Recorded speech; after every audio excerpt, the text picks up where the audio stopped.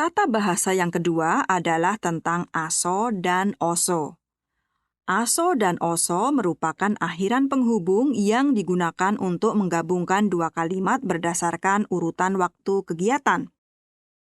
Dalam bahasa Indonesia, aso atau oso ini bisa disejajarkan dengan kata lalu atau kemudian. Akhiran ini dilekatkan pada kata kerja. Jika suku kata terakhir akar kata mengandung unsur vokal A atau O, maka digunakan aso. Misalnya, gada menjadi gaso. Pergi kemudian titik. Manada, manaso.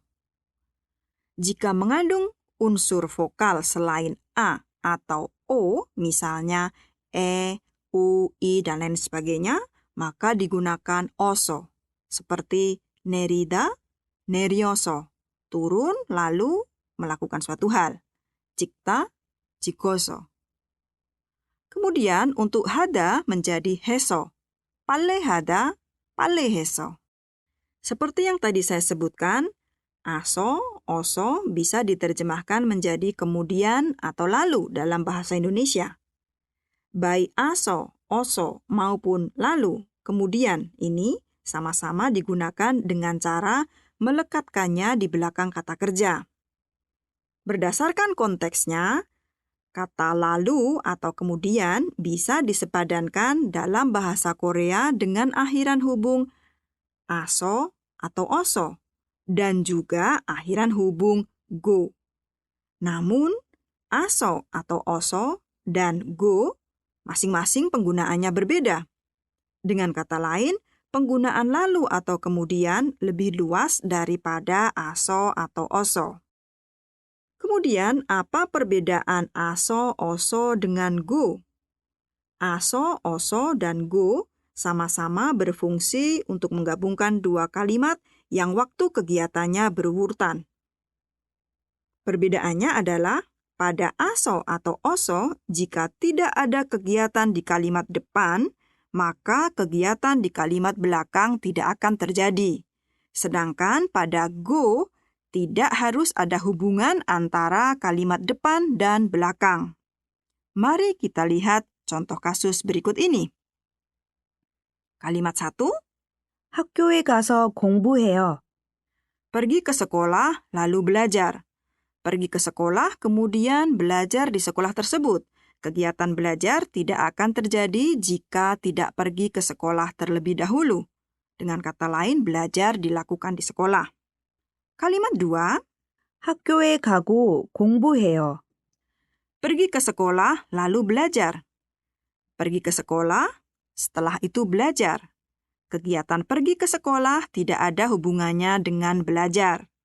Dalam kasus ini dapat dikatakan belajar tidak dilakukan di sekolah tersebut. Mari kita coba terjemahkan kalimat berikut ini. Minggu depan saya akan bertemu Yuan dan kemudian makan malam. 다음 주에 유한 씨를 만나서 저녁을 먹을 거예요.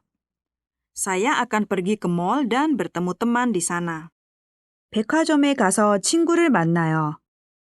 Hari ini saya bangun pukul 7 pagi dan kemudian berolahraga.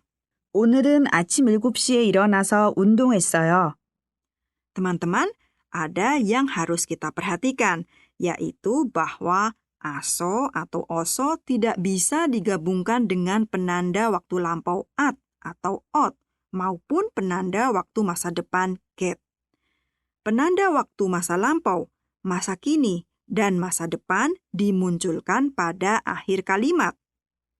Dalam contoh kalimat tadi, penanda bahwa kegiatan tersebut adalah kegiatan masa lampau ditandai dengan digunakannya bentuk pasten atau bentuk lampau pada kata kerja berolahraga atau undong hada yang muncul di bagian paling akhir kalimat. Kata bangun atau ironada tidak perlu kita ubah dalam bentuk lampau. Mari kita dengarkan sekali lagi. 오늘은 아침 7시에 일어나서 운동했어요. Contoh yang lainnya lagi.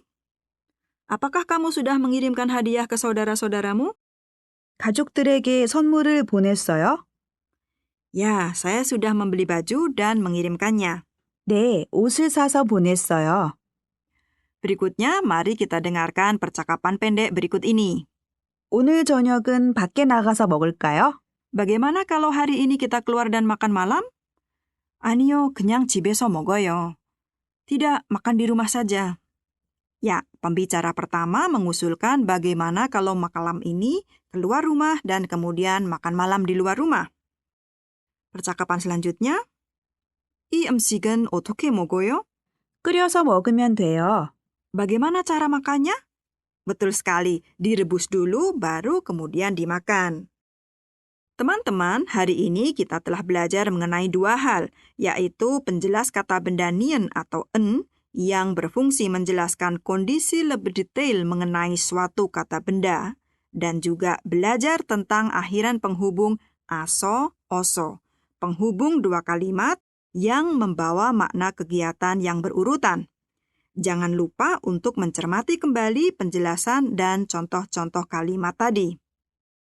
여러분, 저는 주말에 동대문에 가서 쇼핑을 할 거예요. 여러분은 뭐 할 거예요? Akhir pekan ini, saya mau ke Dongdaemun lalu berbelanja di sana. Apa yang akan Anda lakukan? Sampai berjumpa dalam pelajaran berikutnya.